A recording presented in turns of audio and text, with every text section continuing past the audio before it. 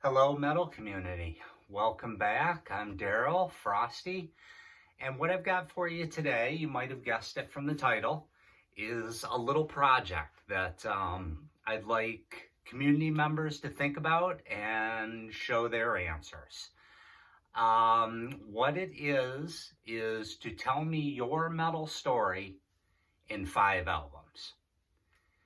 We're going to actually boost that number up to 7 in the spirit of what we usually do on these channels with rankings and such. We always throw in honorable mentions.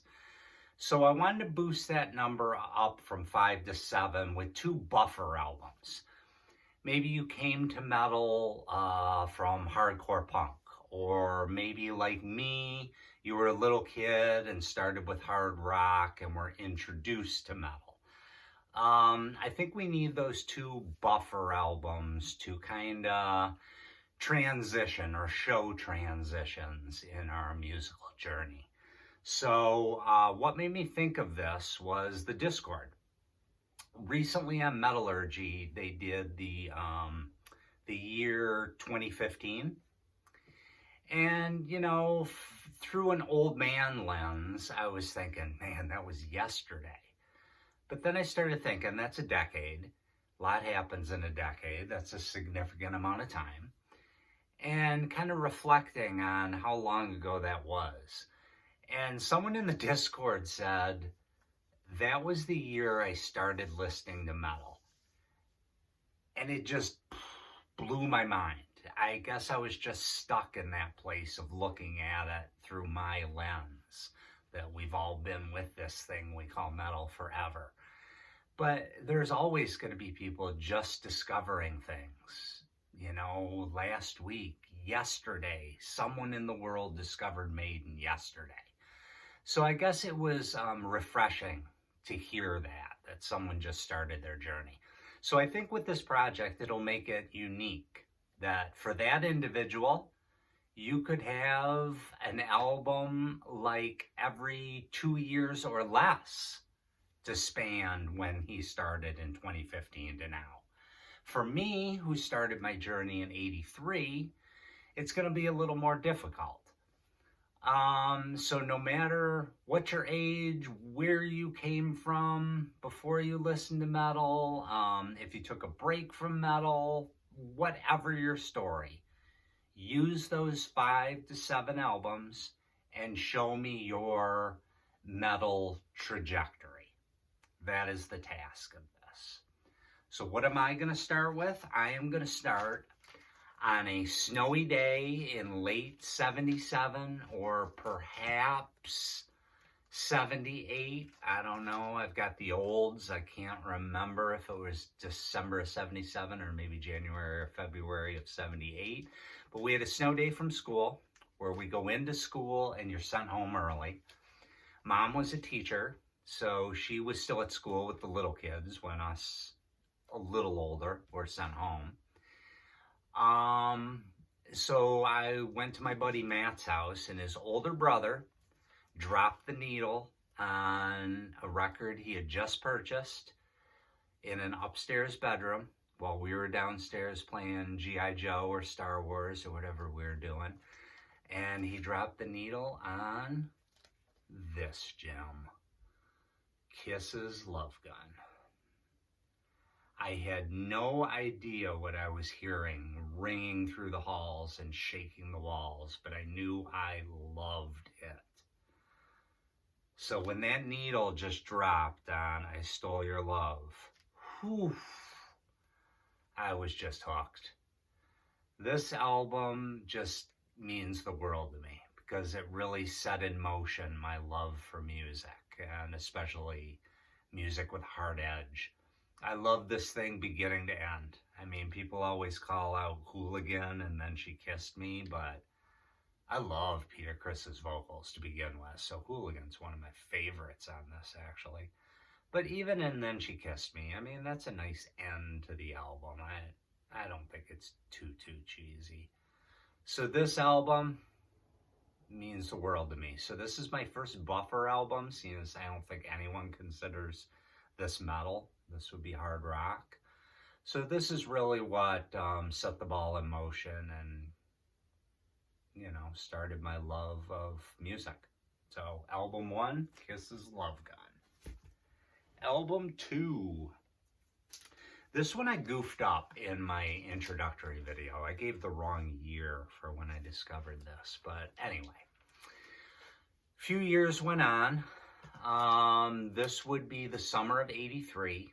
Went away to Boy Scout camp. We were still huge into Kiss and loving Kiss. It's really all I listened to other than radio, hard rock. A friend of mine, Billy, brought a cassette of this to Boy Scout camp. And this was my first exposure to real heavy metal. So, of course, we got Maiden's Number of the Beast. So, Boy Scout camp in '83, I became a metalhead. We must have listened to this album 40 times over that week. Just constantly singing lyrics. The whole beginning to The Prisoner we would recite to each other over and over and over again. It's just, this album kills. I mean, Run to the Hills is one of those songs where I probably don't need to hear it ever again, but it doesn't bother me when I hear it. And Hallowed Be Thy Name might be my second favorite Maiden song of all time behind this track, Power Slave. So, still means the world to me. This is what made me a true metalhead. From this point on, I was just on a path of constant discovery. Give me more, give me harder music, give me more evil music, give me faster music. It just set it all in motion. So Iron Maiden's Number of the Beast in the summer '83 for this kid. All right, we're going to move into, almost high school now. So now we're going to go to late '85. Yes, late '85. I think it was the fall of '85. So I would have been an 8th grader.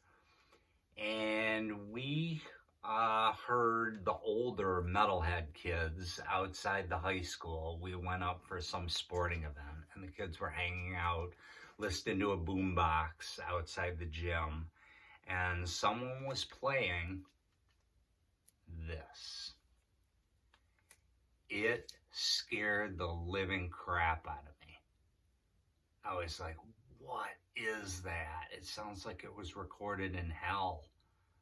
I kind of like it. So once I got over the initial fear,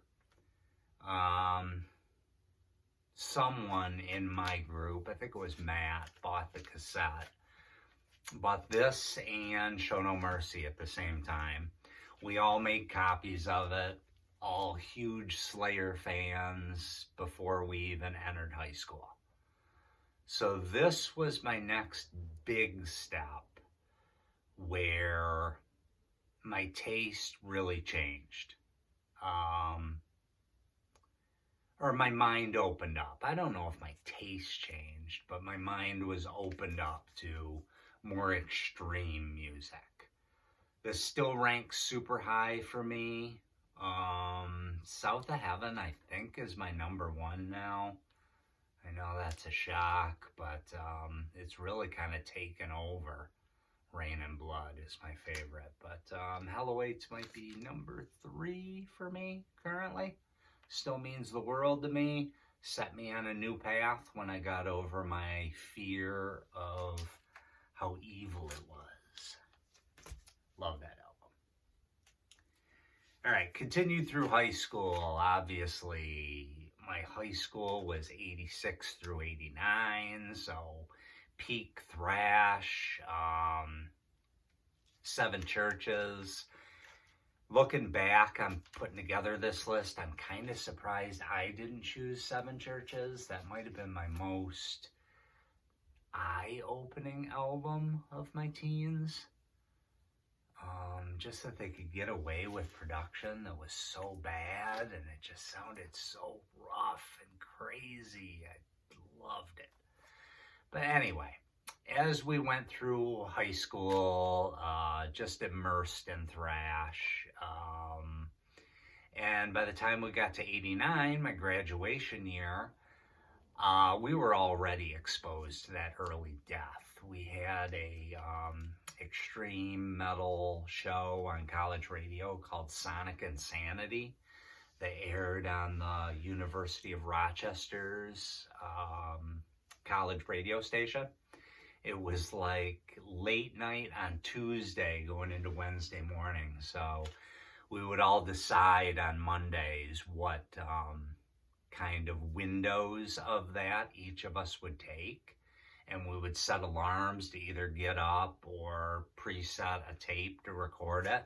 So between our 3 or 4 tapes, we would have the whole show, trade tapes, and it just turned me on to all that stuff. So we had heard Scream Bloody Gore right out of the gate and loved that. But in my senior year in 89, the album that stood out the most, and this is still my second favorite album of all time, Beneath the Remains. There it is. I want you to see the full picture, because people like Devin might not know the bottom half of this picture because you cover it up on your wall. Anyway, Beneath the Remains. So, God, this one just blew my mind. This was just first spin. Hairs on my neck stood up. I just could not get enough of this. It's thrash, but it's so intense, and that production and Max's voice. Just loved it. It, again, opened my eyes to more and more. God, Stronger Than Hate, Mass Hypnosis, Slaves of Pain, Primitive Future. Love this album so much. Anyway, so 89. Getting out of high school, and my tastes are continuing to evolve. Like I said, we were already exposed to that early death metal. Love bands like Death. Obituary, I didn't care for at first. It sounded like it was like a shtick, like it wasn't real. And of course, now we know that he was kind of just mush-mouthing it, and the lyrics weren't real. But I came around to Obituary. I love him now. But at the time, that early death metal stuff was hit and miss with us. As I went to my first year of college, continued to listen to that radio show, went to the college record store along with our bigger record store in the city, and was exposed to a little thing called Swedish death metal. This was my next album, and this is my number 5. So this is already my 5th album. But this is the one that really clicked with me.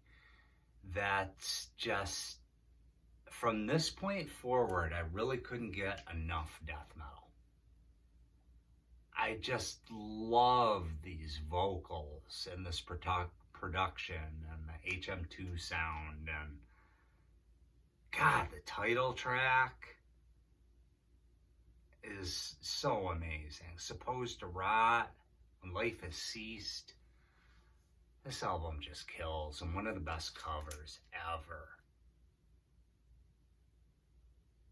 So once I was a fan of this, there really was not many limits left, except for one. I stuck with death metal, and even going back to some thrash and traditional metal through most of the 90s. So my last album, this isn't my 5th, it's my 4th.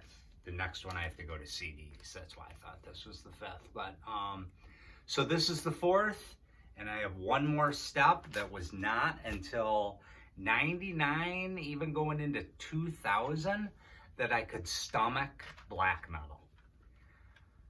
I thought it was a joke at first. I just thought, what is this? Is this even music? Everything seems like this demo quality. Well, not even demo quality. Some of it just to me sounded like it was recorded on a Fisher Price tape deck recorded inside of a mailbox. I mean, it was just, ugh.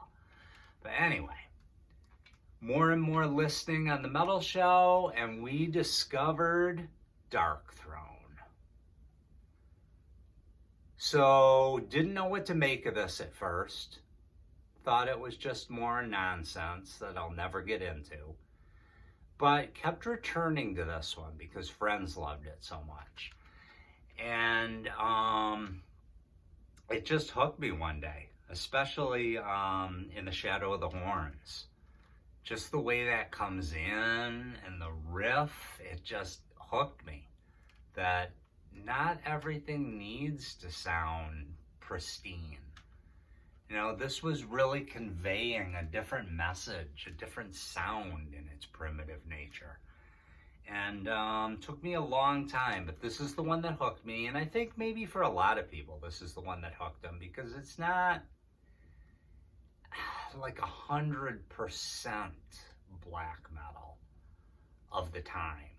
I mean, this has even got some death, still going back to Soulside Journey. There's still a touch of that in here, along with maybe even a little bit of a thrashy sound. But this one finally clicked with me, and it didn't really click with the next two, but in later years I did. But definitely the one that got me to take black metal seriously, and that was late 99, early 2000, I believe. So that is number 5. Those are my 5 albums. I'm going to end it with a final buffer. That obviously that's a big span of time. I left off in 2000 and it's 2025 now. So what we're going to end with is kind of where I am now as a metalhead. Over the last decade, I think I've done more growth over the last decade than even the years I'm talking about here. Just finding the YouTube community, hearing all the recommendations, going back to stuff that I previously hated, that I wanted to give another try to, a more mature, open mind. You know, a lot of things have changed, but this last decade's been an eye-opener. We've gone to, I'm gonna cheat a little, this is kind of a twofer. I've gone to Doom, an area I never, ever thought I would be able to tolerate. My God, this Candlemass album, probably spin it every other week. This is just magic. Love it. Definitely have to be in the right mood. It doesn't always hit me, but when that mood strikes, I could listen to this album like 5 times in a row. Easy, easy. Brilliance. And we're gonna end with an 8th one, even though I made the rules. But seeing as most of the crowd that's watching this is the heavy metallurgy crowd, and I'm required by Metallurgy LLC law to show Halloween, Better Than Raw. Yeah, without Marty in the community, I never would have gone back to Darius era Halloween.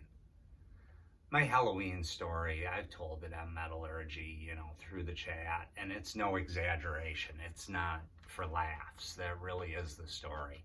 We loved Walls of Jericho, my buddies and I loved it. Keepers 1 and 2, we saw the brilliance. We were getting into heavier stuff, so it's like, I like it, but I don't spin it a lot. But we were fans of those first 3. When Pink Bubbles came out, I remember being at the record store, my buddy calling me over, Halloween's got a new album. I picked it up, looked at it, flipped it over, looked at the back, put it back in the rack, and didn't think of Halloween until 2020 when I met Marty. So the community's ability to really get me to go back and examine all the Halloween that I had missed out on was just a big step for me. So these two, I mean, is this the metalhead I am now? I mean, not in full. I still listen to all the other stuff, but I just wanted to end on these two just to show that over the last decade, I've really broadened my horizons, and that's thanks to you guys. So that is my story in 7, 8 albums. I would like to see you guys do the same. So no matter what your individual journey is, show me 5 albums that span that journey, are meaningful to you, and tell your story. You all rule. Thanks for sticking with me and watching. See you again soon.